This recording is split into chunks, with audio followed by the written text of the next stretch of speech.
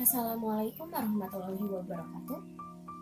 Puji dan syukur kita panjatkan kehadirat Allah Subhanahu wa Ta'ala karena telah melimpahkan rahmat dan karunia-Nya sehingga kita dapat bertemu menggunakan media ini. Tak lupa sholawat serta salam kita sampaikan kepada Nabi besar Nabi Muhammad SAW. Tidak lupa juga kepada para sahabatnya serta kita umatnya di akhir zaman.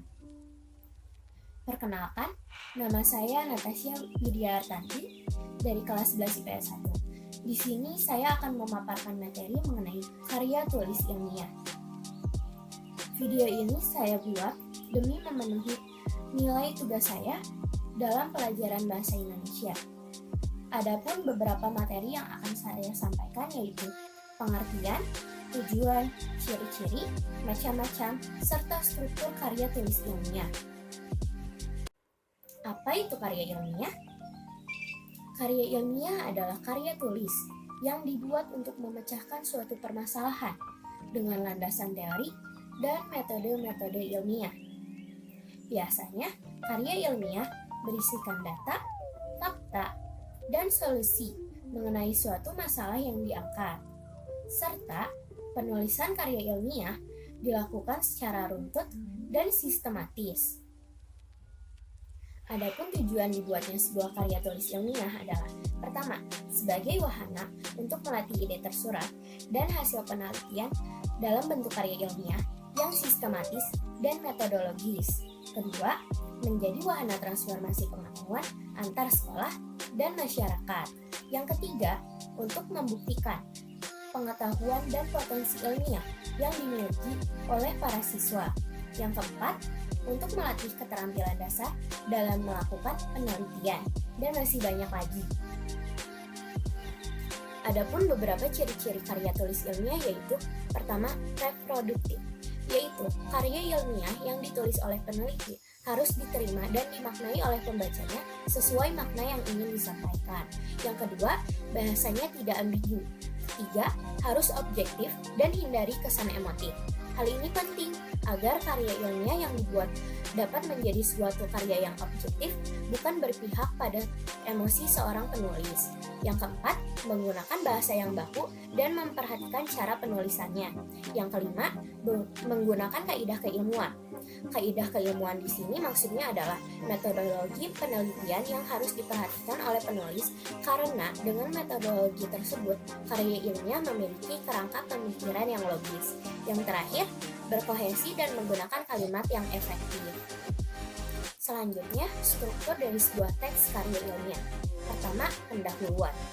Berisi dasar dalam penelitian ilmiah yang dilakukan, masalah yang diangkat, dan mekanisme dari penyelesaian masalah tersebut. Kedua, isi dan pembahasan. Terdiri dari 1 atau 2 bab dengan jumlah bab yang tergantung pada seberapa pelik pembedahan dan pembahasannya. Yang terakhir, bagian penutup dan kesimpulan adalah hasil analisis penelitian dari bagian isi dan pembahasan, dengan kesimpulan yang disampaikan di bagian yang berupa penjelasan singkat dan padat tentang hasil analisis. Selanjutnya, macam-macam karya tulis ilmiah. Yang pertama, artikel atau jurnal ilmiah adalah tulisan berisi pendapat subjektif penulis yang tentang suatu masalah atau peristiwa. Artikel ilmiah diangkat dari hasil penelitian, pemikiran, dan kajian pustaka atau hasil pengembangan proyek. Yang kedua, makalah adalah karya tulis yang memuat pemikiran tentang suatu masalah atau topik yang ditulis dengan sistematis dan runtut dengan disertai analisis yang logis dan objektif. Yang ketiga, kertas kerja atau work paper.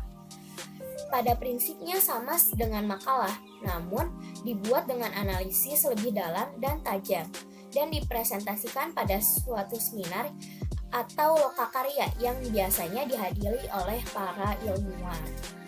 Keempat, paper adalah sebuah sebutan khusus untuk makalah di kalangan akademis atau mahasiswa dalam kaitannya dengan pembelajaran dan pendidikannya sebelum menyelesaikan suatu jenjang studi. Yang kelima, skripsi adalah karya tulis ilmiah mahasiswa untuk menyelesaikan jenjang studi S1 atau sarjana. Skripsi biasanya berisi tulisan sistematis yang mengemukakan pendapat penulis berdasarkan teori orang lain. Pendapat yang diajukan harus didukung oleh data dan fakta yang objektif. Juga diperlukan sumbangan material berupa temuan baru dalam segi tata kerja, dalil-dalil, atau hukum tertentu tentang salah satu aspek atau lebih di bidang spesialisnya. Yang keenam, tesis adalah karya tulis ilmiah mahasiswa untuk menyelesaikan jenjang studi S2 atau pasca sarjana yang sifatnya lebih mendalam dibanding dengan skripsi. Tesis mengemukakan pengetahuan baru yang diperoleh dari penelitian sendiri.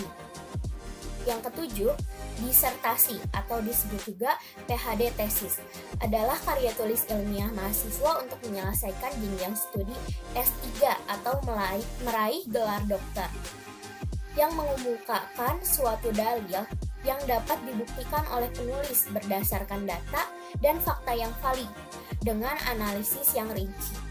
Yang terakhir ada artikel ilmiah populer, yaitu artikel ilmiah yang ditulis dengan gaya bahasa populer untuk dimuat di suatu media massa. Berbeda dengan artikel ilmiah populer tidak terikat secara ketat dengan aturan penulisan ilmiah. Artikel ilmiah ditulis lebih bersifat umum untuk konsumsi publik. Dinamakan ilmiah populer karena tulisan bukan untuk keperluan akademik, tetapi untuk dikonsumsikan kepada publik melalui sebuah media massa. Sekian yang dapat saya sampaikan. Semoga materi yang saya sampaikan dapat bermanfaat bagi kita semua. Mohon maaf jika terdapat banyak kesalahan. Wassalamualaikum warahmatullahi wabarakatuh.